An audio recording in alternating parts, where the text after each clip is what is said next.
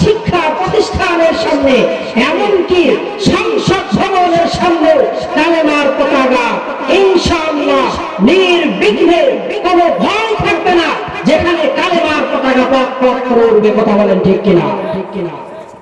আমরা মুসলিম জাতি, মুসলমান এমন একটা জাতি যে জাতি সামনে আন্দোলন হয় কোন বাতিলের ভয়ে, কোন বেঈমানের ভয়ে, কোন নাস্তিকের ভয়ে, কোন মুসলমানের পা এক বিন্দু পরিমাণ পিছনে সরতে পারে না। কথা বলেন ঠিক কিনা? মুসলমান বুলেট তাদের বুকে লাগে, পিঠে না হয়।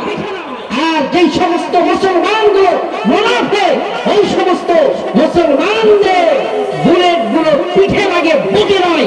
কারণ তারা জিহাদের ময়দান থেকে, যুদ্ধের ময়দান থেকে ভয়ে পিছন দিকে পলায়ন করেছে। কথা বলেন ঠিক কিনা?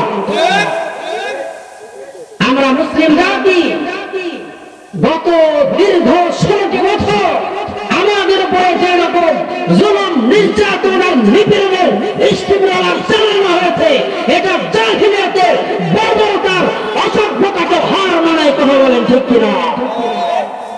জাহিলিয়াতের বর্বরতার, অসভ্যতার যুগ এমন খারাপ ছিল, যেই রকম যুগ অতীতে ছিল না, সামনে আসবে না।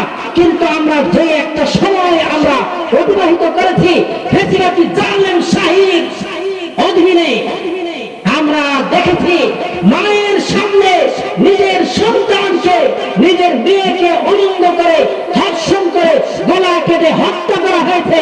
নিজেদের সন্তানের সামনে নিজের মাকে ধর্ষণ করে, উলঙ্গ করে, কেটে কেটে হত্যা করা হয়েছে। একটা কথা বলার মতো মানুষ এই বাংলার জমিনে ছিল না। কথা বলেন ঠিক কিনা?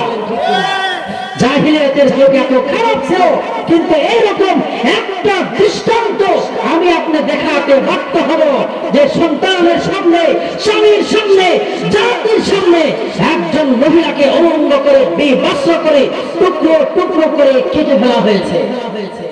এমন একটা যুগ আমরা অতিবাহিত করেছি।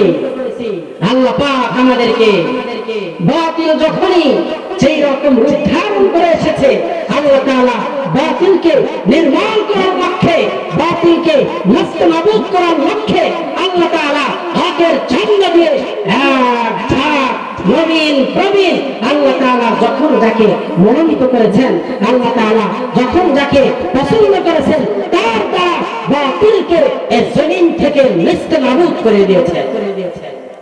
হক আর বাতিলের লড়াই সেই শুরু থেকে চলে আসছে, আজ পর্যন্ত আছেই, থাকবে কিয়ামত পর্যন্ত।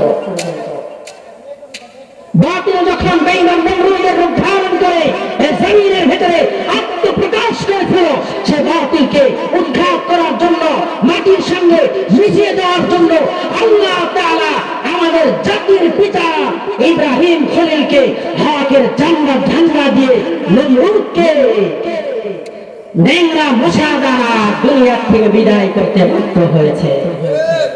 আমাদের জাতির পিতার নাম কি? কথা বলেন, আমাদের জাতির পিতার নাম কি? মিল্লাত আবিকুম ইব্রাহিম হুয়া সাম্মাকুমুল মুসলিমিন। আমাদের জাতির পিতার নাম হলো নবী ইব্রাহিম। কোন জাতি যদি মদ খেয়ে মাতাল হয়ে, রাজনীতির পেছে মাতাল হয়ে যদি বলে শেখ সাহেব আমাদের জাতির পিতা, আমরা স্পষ্ট ভাষায় বলতে চাই, তুমি ভণ্ড, তুমি বেঈমান, তুমি নাস্তিক। তোমার মতো ভণ্ড আর বেঈমান কে হতে পারে যে তুমি নবী ইব্রাহিমকে জাতির পিতা না মেনে শেখ সাহেবকে জাতির পিতা মানো? কথা বলেন ঠিক কিনা? সময় এসেছে আমাদের বাতিলের মোকাবেলা করার জন্য।